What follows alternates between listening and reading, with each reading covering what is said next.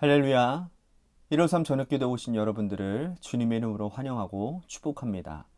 오늘도 귀하고 복된 이 저녁 시간, 하나님께서 우리 가운데 신실하게 일하심을 목도하는 귀한 복된 저녁 시간이 되기를 간절히 소망하겠습니다. 먼저 하나님의 말씀 보도록 합니다. 베드로전서 1장 1절에서 2절 말씀까지 보겠습니다.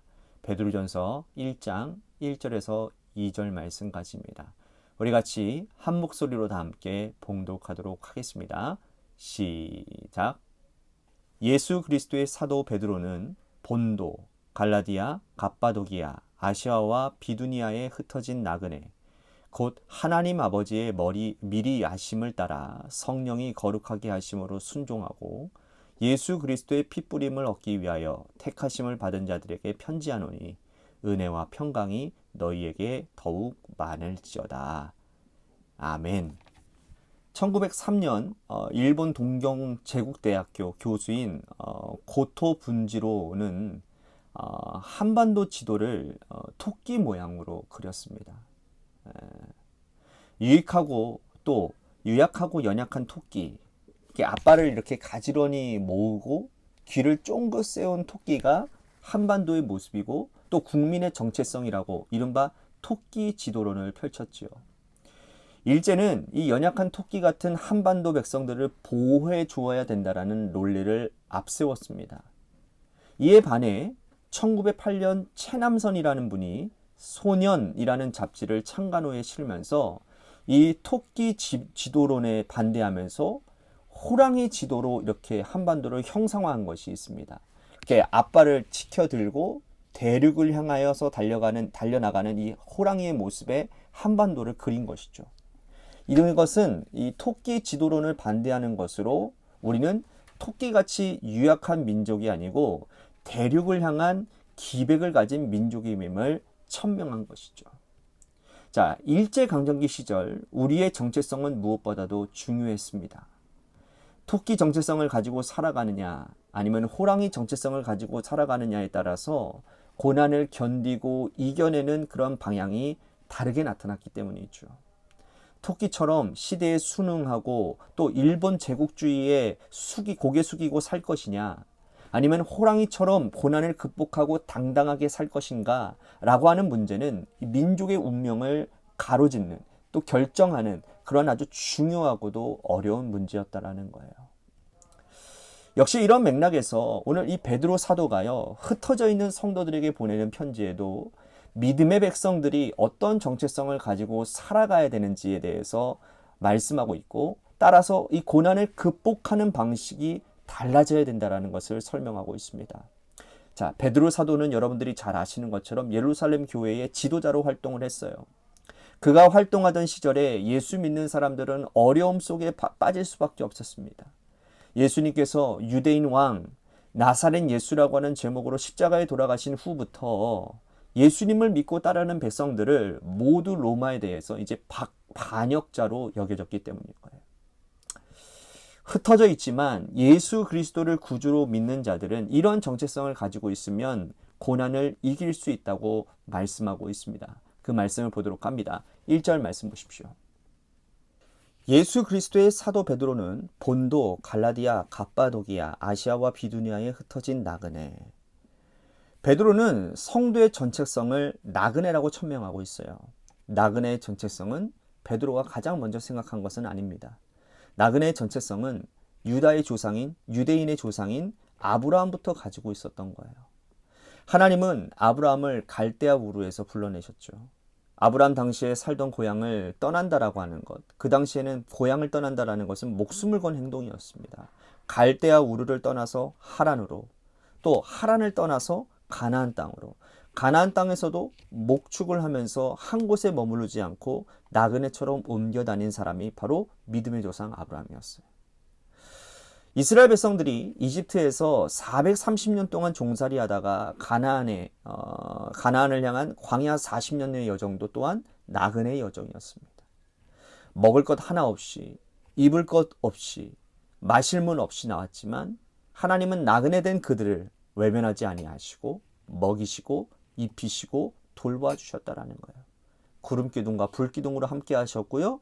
하나님은 그들이 가나안 땅에 정착한 후에도 나그네의 정체성을 잊지 말라라고 말씀하십니다. 1년에 일주일 동안 초막절 규례를 지키게 하셨어요.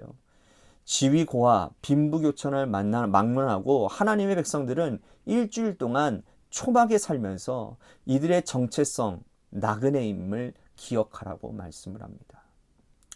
그런데 오늘 우리가 고난을 극복하는데 이 나그네 정체성이 왜 유익할까요? 그것은 우리가 정착해야 될 곳이 이 땅이 아니라 천국이라는 그런 마음을 가져야 된다는 거예요. 이 땅에 내가 정착해야 될 곳이 아니라면 지금 당하고 있는 이 고난은 잠깐 지나가는 바람과 같은 것이라고 가볍게 여길 수 있다라는 겁니다.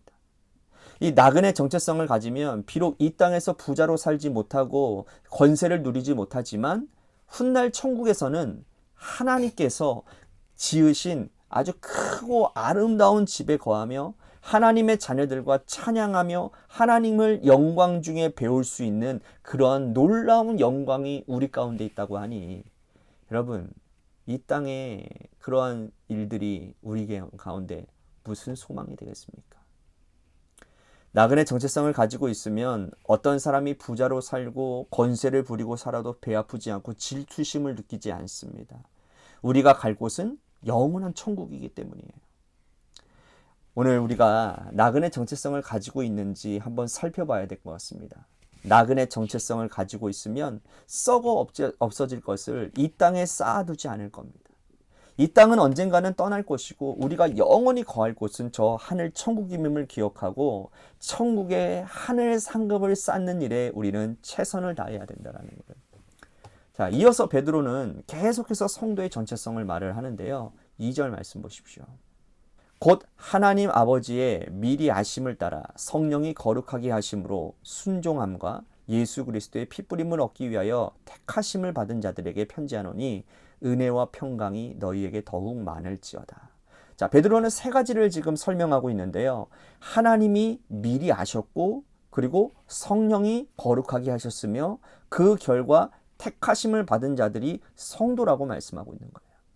자, 즉 이 땅에 살아가는 모든 성도들이 하나님이 미리 아시고 성령으로 거룩하게 하셨고 택함 받은 자들이라는 거예요. 우리가 이 땅에 사는 동안에 여러분 궁금한 것이 있는데 그게 뭐냐면 내가 이렇게 고생하고 사는 것을 누가 알아줄 것인가? 가족도 몰라주고 등 돌리는데 누가 이해해 줄까를 고민한다라는 거예요. 그러나 베드로 사도는 하나님이 알고 계신다라고 말씀을 하는 거예요. 욥이 고난받을 때에 그의 아내도 등 돌렸어요. 욥의 친구들이 와서 욥에게 온갖 아픈 말들을 다 쏟아냈지만 욥은 그 가운데서 믿음을 지키며 있었죠. 인내하고 있었죠. 그렇지만 외로운 게 아니었어요. 왜? 하나님은 그를 묵묵히 지켜보고 계셨기 때문이에요.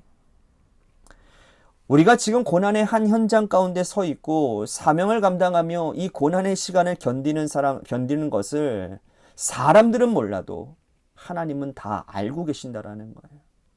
알고 계시는 하나님께서 우리를 성령으로 거룩하게 하신다. 내가 거룩해서 하나님이 나를 선택하신 것이 아니라 하나님이 나를 선택하셨기 때문에 내가 거룩해진 거라는 거예요.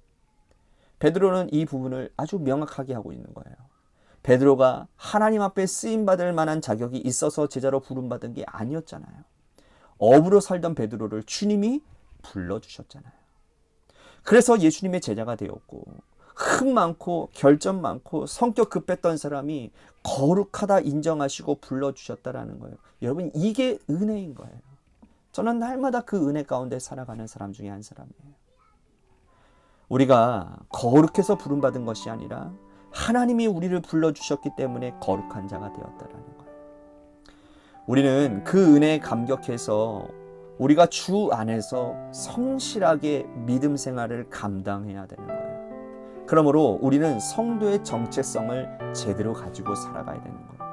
나그네인 우리를 미리 아시고 거룩하게 하시고 택하셨다라는 그런 고마움의 마음을 가지고 늘 감사하는 마음을 가지고 성도다움을 회복하는 그런 우리들의 삶이 되어야 될 줄로 믿습니다. 오늘 말씀 생각하면서 우리 같이 기도했으면 좋겠습니다. 나그네의 정체성을 가지고 하나님 내가 이 땅에 소망을 두는 사람이 아니라 저 하늘에 소망을 두고 살아가는 사람이 되게 하여 주옵소서. 나 같은 자를 하나님 택하시고 불러주심에 감사하며 그 은혜 받은 자답게 하나님 내가 성도로서 또 하나님 내가 어떤 부르심의 현장 가운데서 충성을 다하며 순종하며 살아가는 인생이 되게 해 주옵소서라고 우리 같이 오늘 말씀 생각하면서 기도했으면 좋겠습니다. 또 한 가지 우리 같이 기도할 것은 교회를 위해서 간절히 기도합시다. 요즘 늘 생각나는 단어가 있습니다. 교회다움, 성도다움. 정말 우리 교회가 교회다워지기를 원하고 성도가 성도다워지기를 원합니다. 우리 같이 그렇게 기도했으면 좋겠습니다. 또한 우리 지민석 형제님을 위해서 기도했으면 좋겠습니다. 하나님의 은혜 가운데 지금 이제 회복 가운데 계시는데 하루빨리 하나님께서 빠르게 또 회복시켜 주셔서 빨리 일상으로 돌아오게 하시고 또한 이후에 있을 모든 치료 과정 가운데 필요한 물질도 채워주시고 또한 하나님께서 모든 인력들을 좋은 인력들을 하나님 붙여주셔서 치료받는 일에 어려움 없도록 하나님 인도해 주옵소서. 이 모든 것이 은혜임을 고백하게 하시고 구원받게 하여 주옵소서라고 기도했으면 좋겠습니다. 마지막으로 여러분들의 삶의 자리와 여러분들의 자녀들을 위해서 기도하시다가 시간 돌아가시기를 바랍니다. 노래 끝날 때까지 우리 같이 합심하여 기도하도록 하겠습니다. 기도하시겠습니다.